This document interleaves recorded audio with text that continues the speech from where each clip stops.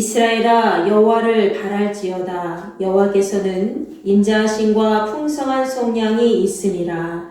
그가 이스라엘을 그의 모든 죄악에서 속량하시리로다. 아멘.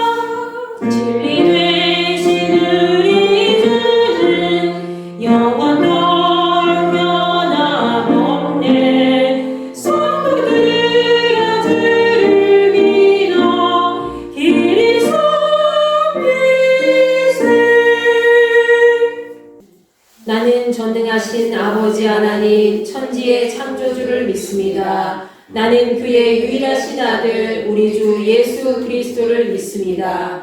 그는 성령으로 잉태되어 동정녀 마리아에게서 나시고 본디오 빌라도에게 고난을 받아 십자가에 못 박혀 죽으시고 장사된 지 사흘 만에 죽은 자 가운데서 다시 살아나셨으며 하늘에 오르시어 전능하신 아버지 하나님 우편에 앉아 계시다가 거기로부터 살아있는 자와 죽은 자를 심판하러 오십니다. 나는 성령을 믿으며 거룩한 공교회와 성도의 교제와 죄를 용서받는 것과 몸의 부활과 영생을 믿습니다. 아멘.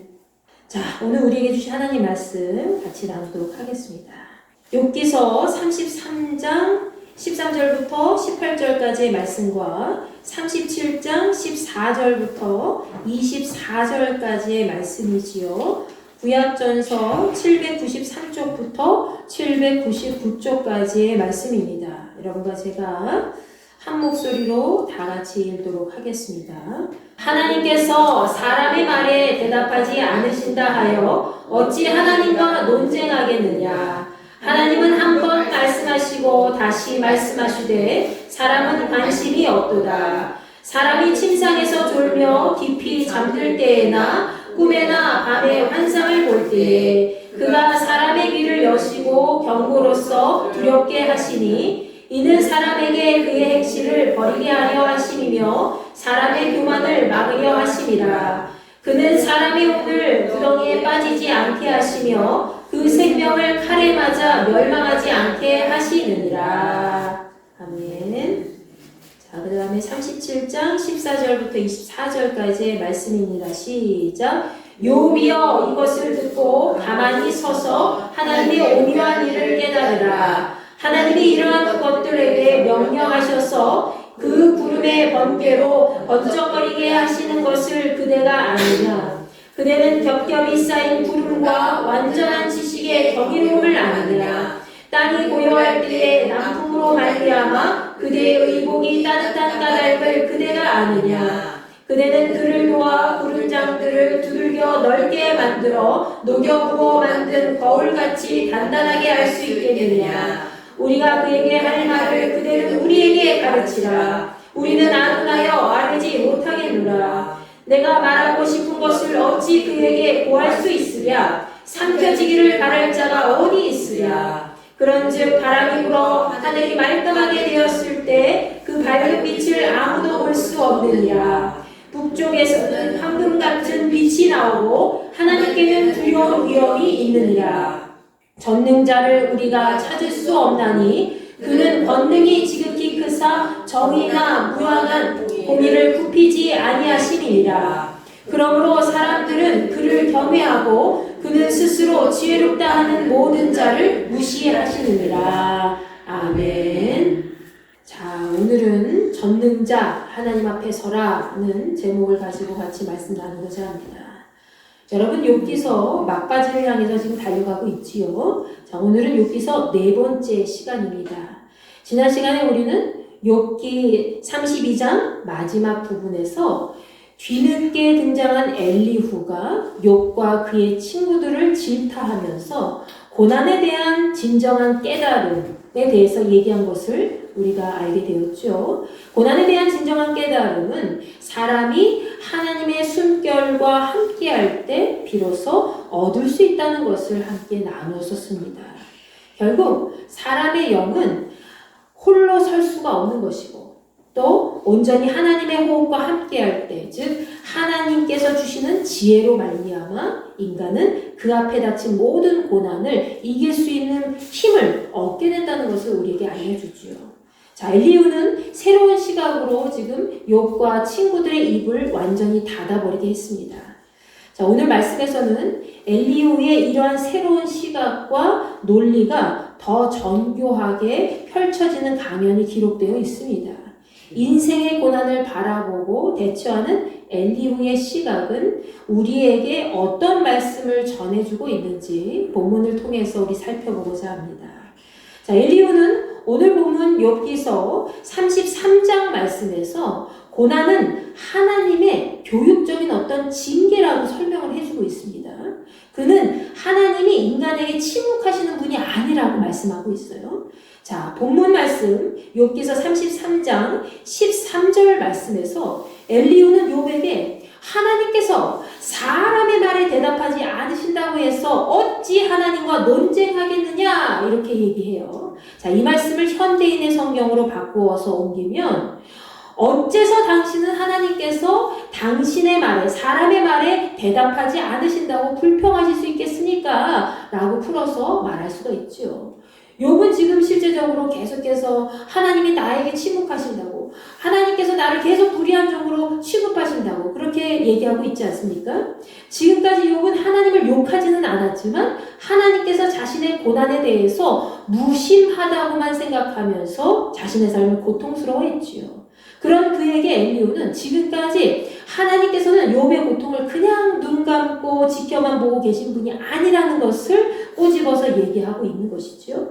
자, 본문 말씀 14절에서 엘리후는 하나님께서 사람들에게 여러 가지 방법으로 계속 말씀하고 계시지만 사람이 오히려 그분의 말씀에 귀를 기울이지 않는다라고 얘기합니다. 욥기 33장 14절 말씀입니다. 시작. 하나님은 한 번 말씀하시고 다시 말씀하시되 사람은 관심이 없도다. 그리고 그는 하나님께서 사람들에게 말씀하시는 여러 가지 방법에 대해서 본문 15절과 16절 말씀에서 다음과 같이 이야기를 합니다. 우리 다 같이 한번 읽어볼까요? 시작.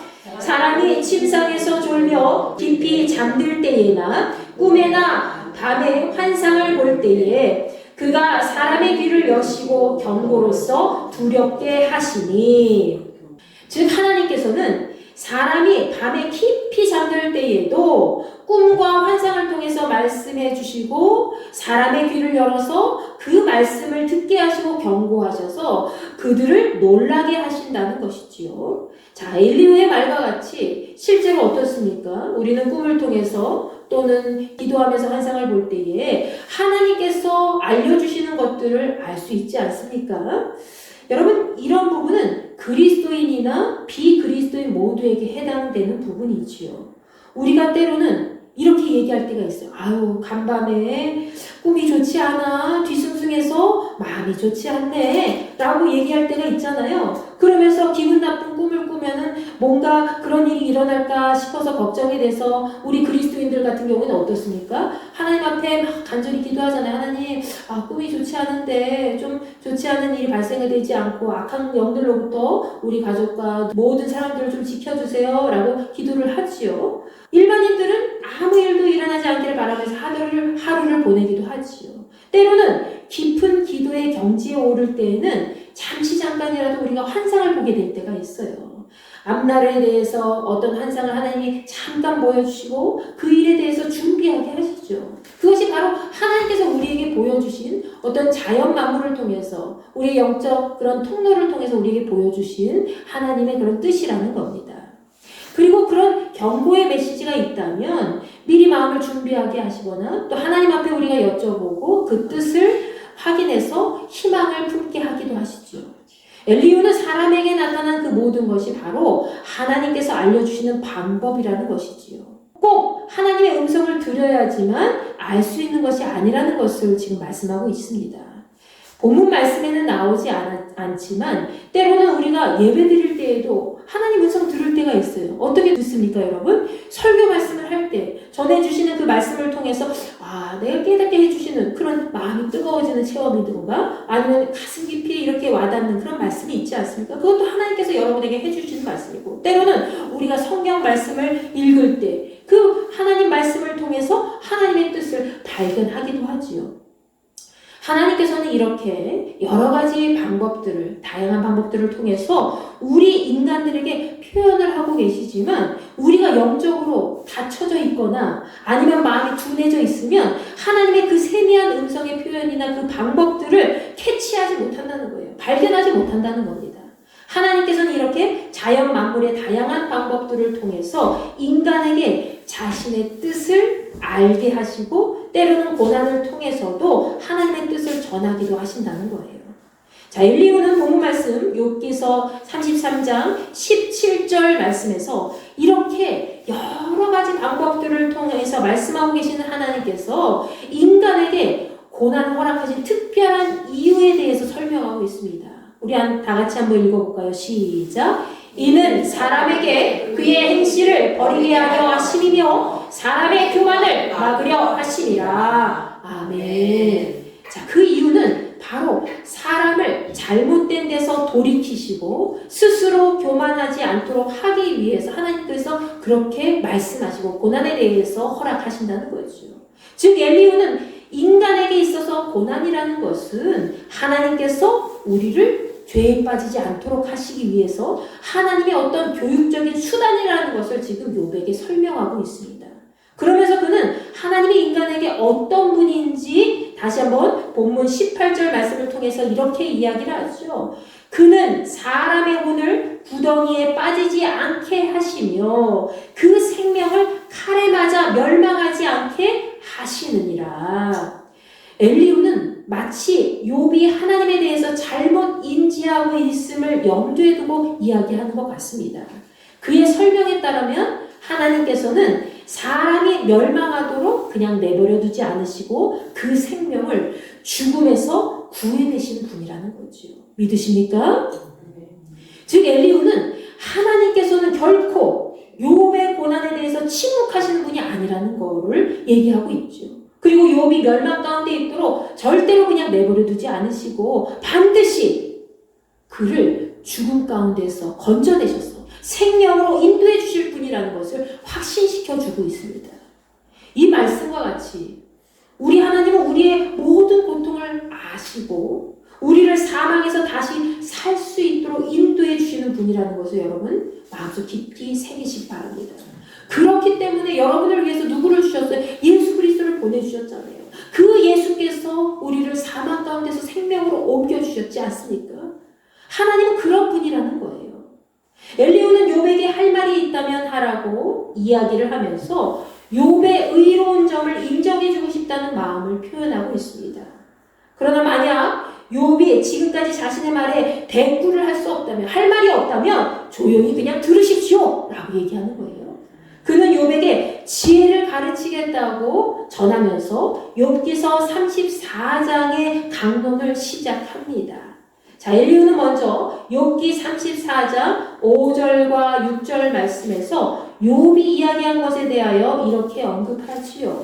자, 욥이 말하기를 내가 의로우나 하나님이 내 의를 부인하셨고 내가 정당함에도 거짓말쟁이라 하였고 나는 허물이 없으나 화살로 상처를 입었노라 하니. 자, 이 얘기는 욥이 스스로 그렇게 말했다는 거예요. 욥은 자신이 의롭고 정당함에도 생각함에도 불구하고 하나님께서 그 의를 부인하시고 옳지 않게 여기신다고 하였다는 거죠. 그리고 자신이 정직한데도 불구하고 하나님께서는 계속 욥을 거짓말쟁이로 몰아가셨고 욥이 정작 허물이 없음에도 불구하고 죄가 없음에도 불구하고 하나님께서는 화살로 상처를 입히시듯이 욥을 죽이려고 하신다고 지금 욥이 표현했다는 거예요.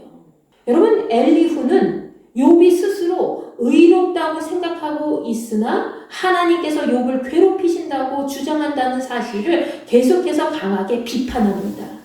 자, 그는 이어서 욥기 34장 7절부터 8절까지의 말씀에서 어떤 사람이 욥과 같이 하나님을 비방하기를 물 마시듯이 하냐고 이야기를 하죠. 그러면서 그가 바로 악인들의 친구요 불의한 사람들의 친구가 아니면 무엇이냐? 라고 꼬집어서 비판합니다. 그리고 그러한 욥의 태도를 통해서 사람이 아무리 하나님을 기쁘시게 하여도 소용이 없다는 것을 언급하지요. 여러분, 그는 자기 중심적이면서도 자기 의를 내세우는 욥을 통해서 하나님께서는 결코 악을 행하지 않으시고 각 사람이 행한 대로 갚으시는 공평하신 분이라는 것을 말해주고 있습니다. 욥기서 34장 10절부터 12절까지의 말씀입니다. 시작! 그러므로 너희 총명한 자들아 내 말을 들으라. 하나님은 악을 행하지 아니하시며 전능자는 결코 불의를 행하지 아니하시고 사람의 행위를 따라 갚으사 각각 그의 행위대로 받게 하시나니 진실로 하나님은 악을 행하지 아니하시며 전능자는 공의를 굽히지 아니하시느니라. 아멘. 자, 엘리후는 지금 무엇을 이야기하고 있는 것입니까? 사람이 아무리 의롭게 행하고 살아도 세상의 모든 것을 주관하시는 하나님 앞에서 그분의 통치하시는 방식에 대해서 불의를 품고 판단해서는 안 된다는 거예요. 아유, 하나님은 이런 분이시지? 라고 하면서 나는 이렇게 옳게 행동하고 있는데 하나님 뭐 이렇게 하시나? 하나님 잘못됐다! 하나님의 모든 통치하심이 잘못됐다! 불의하다! 라고 판단할 수 없다는 거예요. 즉 지금까지 욥은 스스로 의롭다고 하면서 하나님께서 자신을 불의하게 잘못 대하고 계신다는 것을 주장하였죠. 그것은 곧 하나님 앞에서 이 욥이라는 사람이 자기 의에 취해서 하나님의 통치에 대한 모든 것을 어떤 태도로 비판한 겁니까? 교만한 태도로 판단했다는 것을 지금 엘리후가 얘기해주고 있는 겁니다. 우리는 인간이기에 하나님의 모든 것을 다 이해할 수는 없지요. 여러분이 아무리 능력이 많고 정말 영성이 뛰어나고 깊어도 하나님의 모든 것을 다 알 수는 없다는 거예요. 그리고 하나님의 통치하시는 그런 방식 하나하나까지 의문을 갖고 의의를 제기하고 하나님 앞에 항소할 수는 없다는 겁니다. 왜? 우리는 하나님께서 만드신 피조물에 불과하기 때문에. 아무리 우리가 하나님의 형상대로 창조되어진 위대한 사람이라 할지라도 우리는 하나님처럼 신이 될 수 없다는 거예요. 그래서 하나님 왜 이러셨어요? 우리가 억울한 일을 당했을 때에 늘 기도로 하나님 앞에 탄식할 수는 있어요. 그러나 하나님이 잘못했어요! 라고 우리가 판단할 수는 없다는 것이죠. 지금은 드러나지 않더라도 하나님께서는 분명히 그분의 뜻을 우리에게 알려주실 것이고 그 뜻을 우리에게 의롭게 나타내 주실 것이기 때문에 우리가 감히 하나님께 뭐라고 행할 수가, 판단할 수가 없다는 것을 지금 말씀하고 있는 겁니다. 우리는 하나님께로부터 창조받은 인간이라는 것을 날마다 기억해야 할 줄로 믿습니다. 우리가 아무리 의롭게 살아도 인간의 의로움에는 한계가 있다는 거예요. 우리의 의로움으로 감히 하나님을 판단할 수는 없다는 것이죠. 이어서 욥기 35장 말씀에서도 엘리후는 인간의 의로움과 하나님의 초월성에 대해서 이야기를 하고 있지요. 그러면서 인간의 의가 아무리 온전해도 절대적일 수는 없다고 주장합니다. 그러한 이유는 욥이 지금까지 계속 자기 결례를 하나님 앞에 계속해서 너무나도 주장했기 때문이라는 거죠. 물론 욥의 입장을 우리가 생각해보면 일반인들보다는 그의 친구들보다는 어쨌든 훨씬 의롭게 살았기 때문에 욥의 입장에서는 많이 억울하기도 했을 겁니다. 그럼에도 그는 하나님 앞에서 앞에서 잠잠히 나아갔어야 했다는 거예요. 그의 친구들 앞에서는 변론을 펼칠 수가 있어요. 야, 나는 이런 일을 행했어. 너희들이 지금 나한테 죄가 있다고 감히 말할 수가 있어? 물론 이렇게 주장할 수 있어요. 사람들 앞에서 그렇게 주장할 수 있어요. 그러나 최소한 하나님 앞에서는 그 답을 기다리는 인내가 필요했다는 거지. 우리 역시 하나님 앞에 통곡하면서 솔직한 마음을 표현하는 것은 좋지만 스스로 의로움에 빠져서 스스로 자기 의에 빠져서 하나님 자체에 대한 평가를 하는 것은 옳지 못하다고 이야기해주고 있습니다.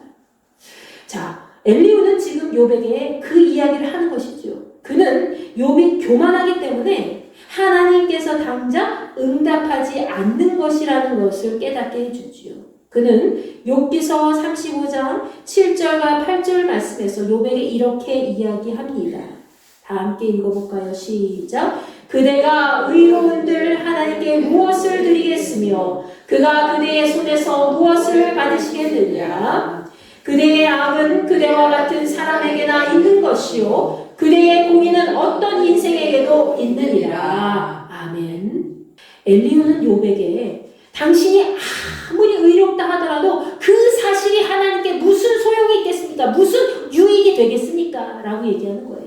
하나님이 당신 손에서 무엇을 받기나 하시겠습니까? 당신의 죄는 당신과 같은 그런 사람에게나 영향을 주고 당신의 의로운 삶도 사람에게나 유익한 것입니다. 하나님 앞에 그런 건 아무 소용이 없다는 거예요.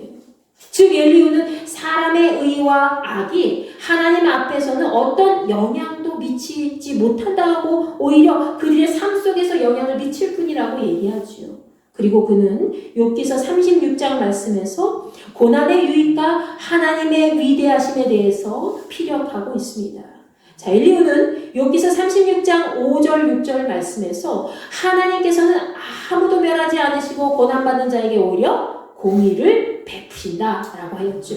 우리 다 같이 한번 읽어볼게요. 시작. 하나님은 능하시나 아무도 멸하시지 아니하시며 그의 지혜가 무궁하사 악인을 살려두지 아니하시며 고난받는 자에게 공의를 베푸시며. 아멘.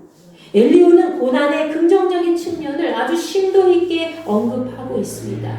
그의 마음은 마치 어떤 말씀과 같아요? 시편 119편의 기자와 같이 고난당하는 것이 오히려 사람에게 유익하다는 것을 피력하고 있는 것이죠. 그것은 의인의 고난은 하나님의 공의를 받을 수 있는 기회라는 것을 우리에게 얘기해주고 있는 거예요. 여러분이 고난받고 있잖아요. 근데 그것은 하나님의 은혜를 받을 수 있는 통로라는 거예요. 하나님의 의로움을 받을 수 있는 그런 기회라는 사실을 얘기해주고 있는 겁니다. 자, 우리 시편 119편 71편 말씀입니다. 시작. 고난당한 것이 내게 유익이라 이로 말미암아 내가 주의 율례들을 배우게 되었나이다. 아멘. 그러면서 엘리후는 욥기서 36장 24절 말씀에서 욥에게 이렇게 강하게 명합니다. 그대는 하나님께서 하신 일을 기억하고 높이고 잊지 말지니라. 인생의 그의 일을 찬송하였느니라. 하나님께서 행하신 모든 일들에 대해서 사람들이 찬송하였기 때문에 욥도 그분이 행하신 일들을 찬송하라고 명령하고 있는 것이죠.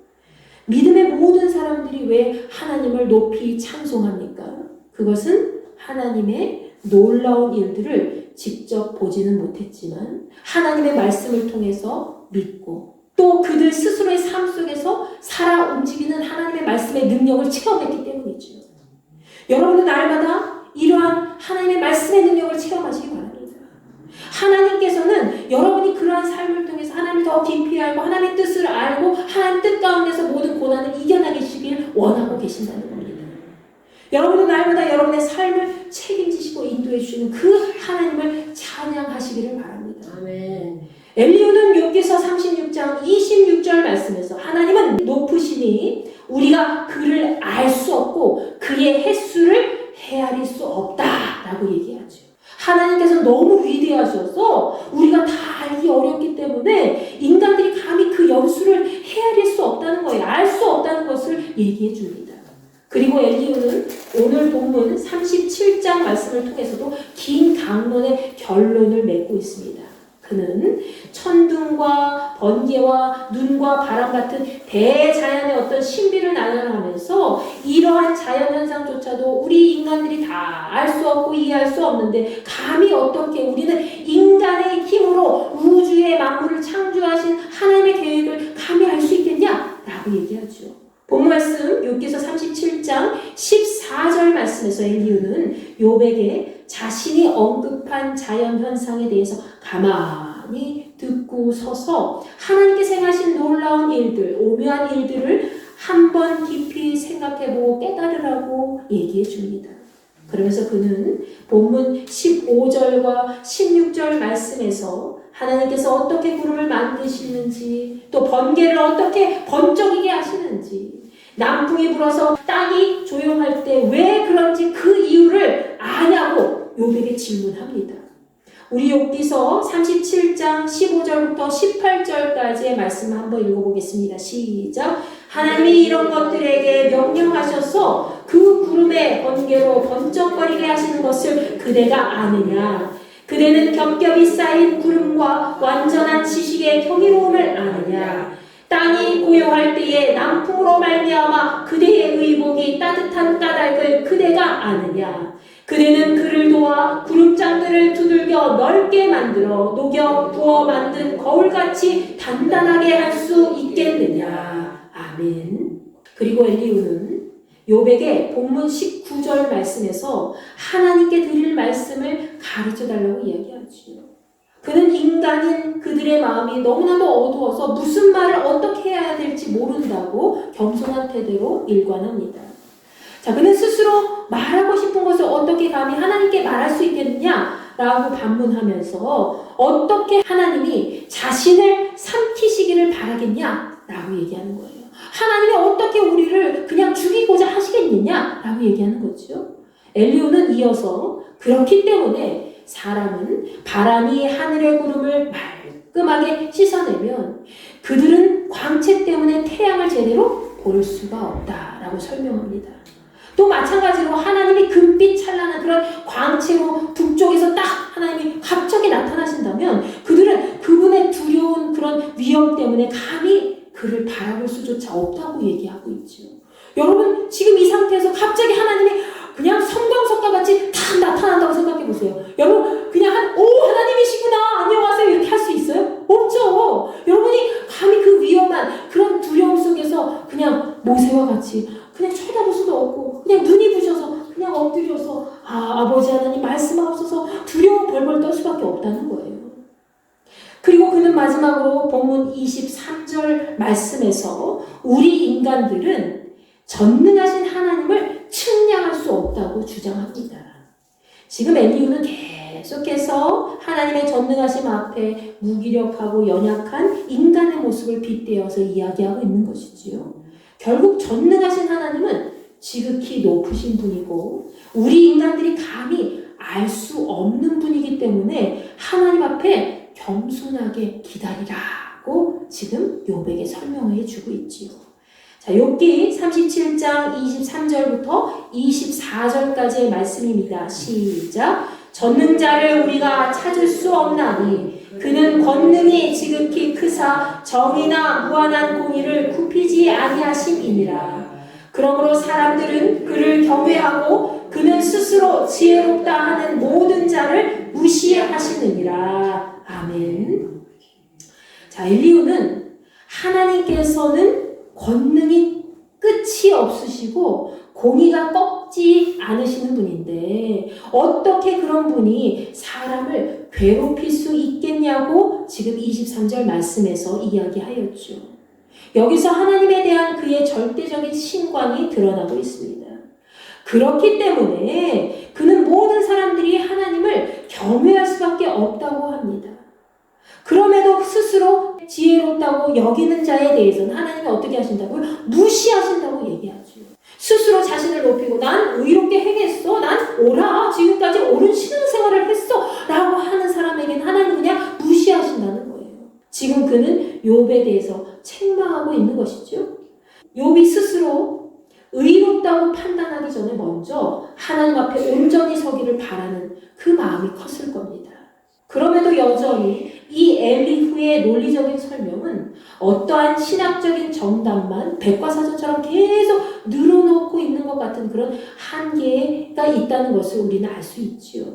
물론 다른 친구들과 달리 하나님의 시선으로 욥을 대하고자 했지만 그도 역시 인간이기 때문에 그가 생각한 욥의 잘못을 지적하지 않을 수가 없었습니다. 여러분, 우리는 세상 속에서 고난을 만났을 때 흔히 주변 사람들에게 길을 묻거나 때로는 주변의 모든 좋은 인프라를 구축하면서 자신의 삶의 역경을 해결하고자 할 때가 종종 있습니다. 그러나 오늘 본문 욥기서 37장 14절 말씀에 이야기했듯이 우리는 고난의 상황 속에서도 자연 만물을 움직이시는 하나님을 바라보면서 가만히 그분의 말씀에 귀 기울이며 그분 앞에 서 있어야 할 줄로 믿습니다. 욥이여 이것을 듣고 가만히 서서 하나님의 오묘한 일을 깨달으라. 우리는 스스로 아무것도 혼자 할 수 없는 존재입니다.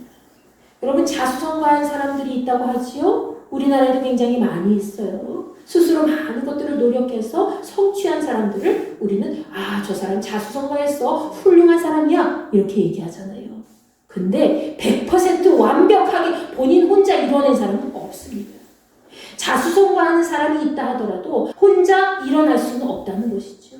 그가 만난 사람이 있어야 될 것이고 도움을 주는 사람이 있어야 될 것 아니에요. 그리고 환경과 상황이 있어야 되고 그리고 그의 노력과 진심이 있어야 되고 그런 모든 실력들이 함께 어우러지도록 누가 도와주셨다는 겁니까? 하나님께서 도움의 손길을 주셨기 때문에 그가 일어날 수 있었다는 것이죠. 아멘.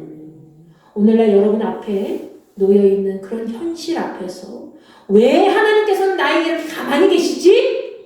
우리 남편, 우리 자식들, 하나님 앞에 계속 기도하는데 하나님 왜 이렇게 가만히 계십니까? 아직 때가 안 이루어졌습니까? 나는 언제까지 기다려야 돼요? 라고 탄식하시기 전에 먼저 어떤 곳에서도 하늘을 향해서 눈을 돌리시고 하나님 앞에 서서 가만히 그분의 음성에 귀를 기울이시며 하나님의 뜻을 깨닫고 나아가시는 여러분과 제가 되기를 간절히 축원합니다.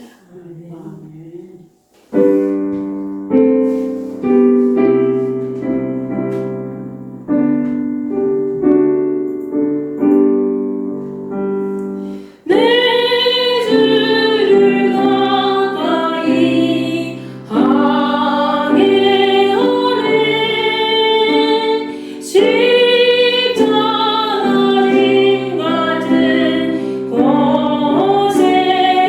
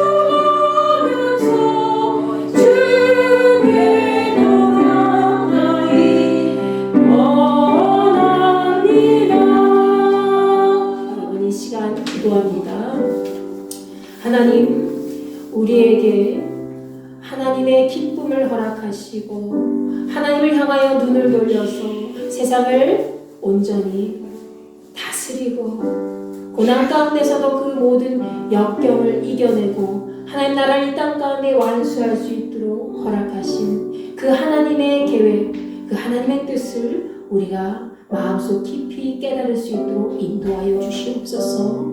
우리의 삶 가운데 항상 함께 하신 하나님을 우리는 외면할 때 많이 있었고 세상의 방법에만 취해서 하나님의 계획과 하나님의 섭리와 하나님의 방법, 하나님의 말씀을 저 멀리 두고 오직 세상을 향하여만 나아갈 때 있었습니다.